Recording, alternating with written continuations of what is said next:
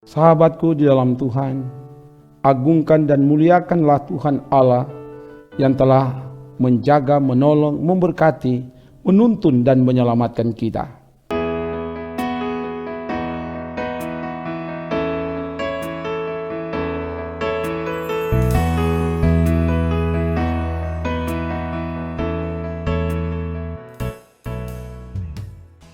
Hari ini Tuhan akan tuntun kita di jalannya yang benar berdasar pada firman. Karena itu kita akan baca dan renungkan kebenaran firman. Sebelum itu mari berdoa. Ya Bapa, kami akan baca renungkan firman.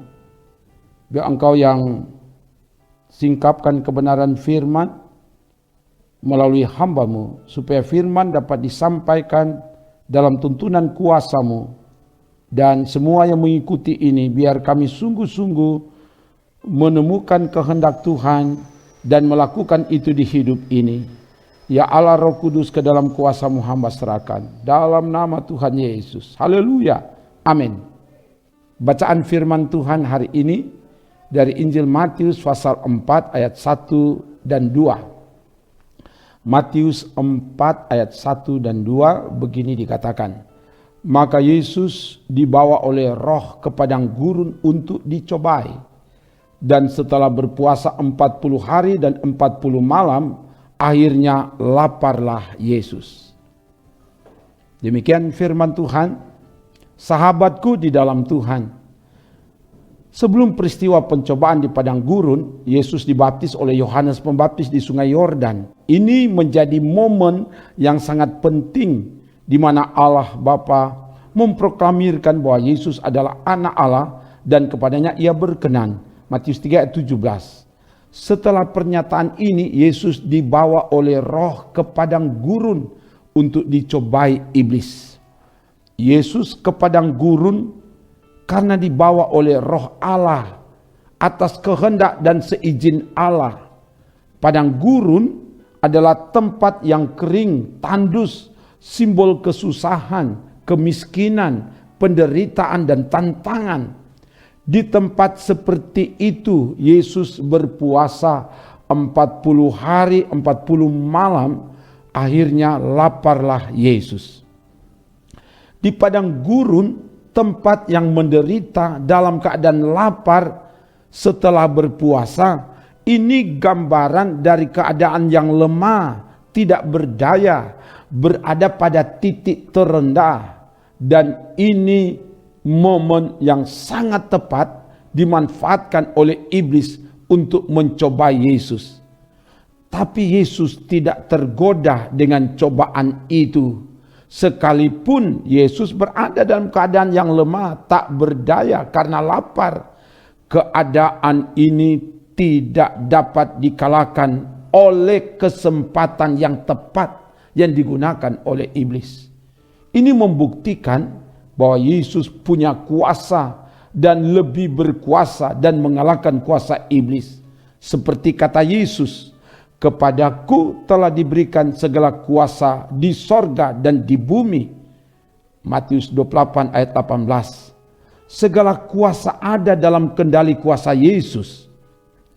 Sahabatku di dalam Tuhan, firman Tuhan hari ini mengingatkan kepada kita sebagai keluarga Kristen, sebagai orang beriman, bahwa kita tak luput dari berbagai cobaan hidup ini. Bahkan terkadang Tuhan Allah izinkan itu terjadi. Seperti Yesus, dia tidak dengan sengaja membawa dirinya ke padang gurun, tapi dibawa oleh Roh Kudus melakukan itu karena dari kacamata Allah itu adalah sebuah ujian untuk membuktikan keilahian Yesus. Tapi dari kacamata iblis itu adalah cobaan kepada Yesus. Ujian dan pencobaan itu berbeda. Perbedaan dari sumber. Ujian sumbernya dari Allah. Kalau pencobaan sumbernya dari iblis. Yang kedua, perbedaan motivasi. Ujian motivasinya bermaksud untuk maksud baik, untuk mendekatkan kita kepada Tuhan. pencobaan bermaksud jelek, mau membuat kita meninggalkan Tuhan dan hidup dalam dosa. Ketiga, perbedaan tujuan. Ujian bertujuan untuk menyempurnakan iman kita, sedangkan pencobaan bertujuan untuk memisahkan kita dari Allah, menjadikan kita memihak kepada iblis dan memberontak kepada Tuhan. Keempat, perbedaan fenomena. Ujian dimulai dengan segala kepahitan, penderitaan, kesusahan, kesengsaraan. Digambarkan Yesus ada di padang gurun. Itu simbol kesengsaraan, kesusahan, penderitaan. Dan diakhiri dengan sukacita, kebahagiaan dan kemenangan. Sedangkan pencobaan dimulai dengan keindahan, kenikmatan, kesenangan, dan berakhir dengan kepahitan, penyesalan, penderitaan, penghukuman dan kesengsaraan.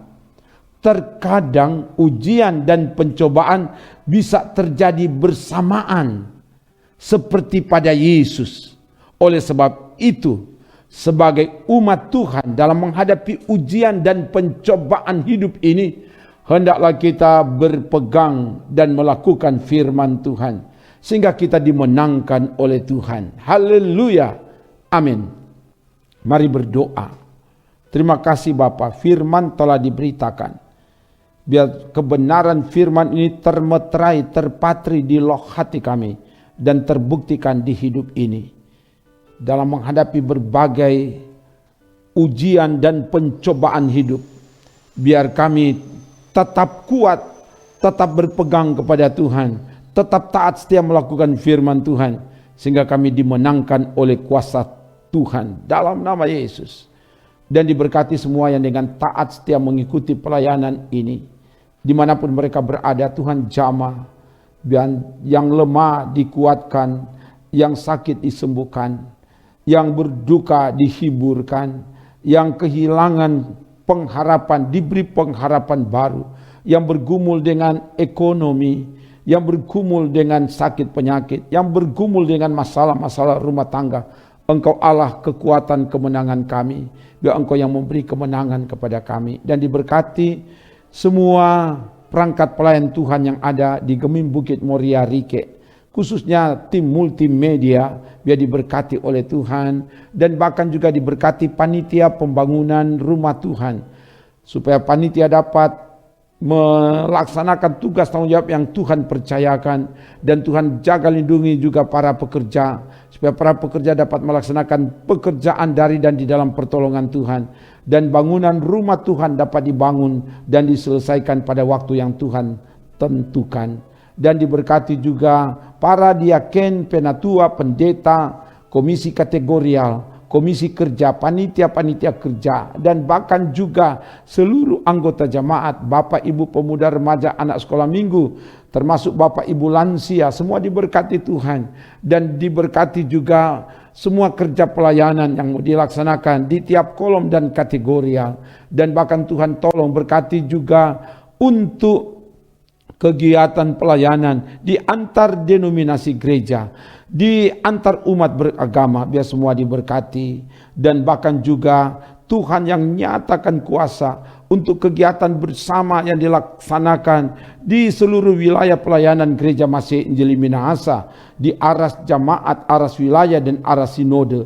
Apalagi di bulan Oktober ini ada kegiatan pria kombapa segemim. Tuhan tolong supaya dapat dilakukan kegiatan ini, sehingga dari kegiatan pria kombapa segemim memberi nilai tambah. Bapak-bapak semakin sungguh-sungguh hidup di dalam Tuhan, akan sungguh-sungguh membuktikan kualitas iman dalam membangun persekutuan dengan Tuhan, mulai dari keluarga-keluarga, dan bahkan juga dalam persekutuan pria kombapa, dalam persekutuan di kolom, persekutuan di jamaat. Dan bapak-bapak semakin punya semangat untuk berkarya di bidang masing-masing, sehingga sukses, nama Tuhan dimuliakan. Berkati bangsa negara kami, berkati daerah kami, berkati kabupaten kota yang ada, khususnya yang ada di Sulawesi Utara, yang ada di kota Manado ini semua diberkati Tuhan. Tuhan jaga, bentengi dan selamatkan, sukseskan apa yang mau dikerjakan. Lakukan karya-karya besar Bapa demi keagungan kemuliaan nama-Mu. Ini doa kami minta semua ini dalam nama Tuhan Yesus. Haleluya, haleluya. Amin. Demikian pelayanan firman dan doa. Salut dan bangga sudah tetap setia mengikuti pelayanan ini. Kamu hebat. Kamu berharga dan mulia di mata Tuhan. Tuhan mengasihimu. Shalom, salam sehat dan tetap sehat. Jaga iman, jaga imun, so pasti aman. Sebab Tuhan menjaga, menolong, memberkati dan menyelamatkanmu kini dan selamanya. Amin. Trims.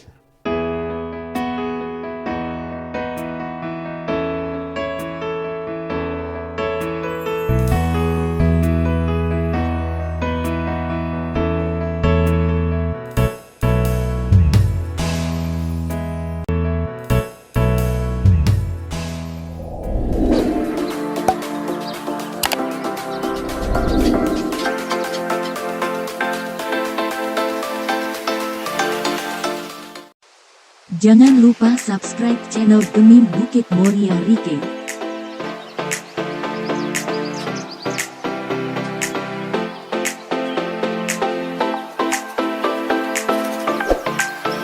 Dan nyalakan lonceng di samping kanan untuk memperoleh info terbaru mengenai ibadah-ibadah yang dilaksanakan. Salam sehat. Tuhan Yesus memberkati kita semua. Shalom.